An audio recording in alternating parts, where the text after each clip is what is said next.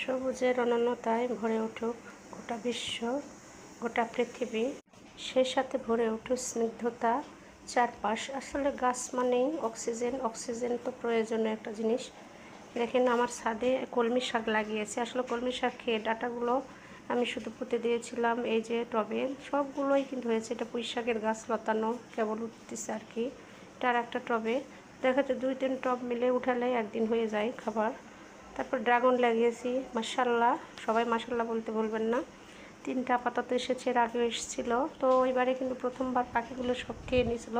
তো এটাও সদকা বলা যায়। আসলে রিজিক যার যেটুকু তো ধরছে এটাই বড়। আল্লাহ পাক চাইলে এবার খাবো। আর আমরা এটা 12 মাসে আমরা আবার আসছে, খুবই মজা। খুব বড় হয় না, তবে খেতে খুবই সুস্বাদু হয়। তো ঝড় বৃষ্টির পরের দিনে অবস্থা খারাপ, ছাদ পরিষ্কার করতে হবে, সময় পাচ্ছি না। এটা গন্ধরাজ ফুল ছিলেন কেন অনেক ধরছে লেবা। আর এটা পাশাপাশি হাসনা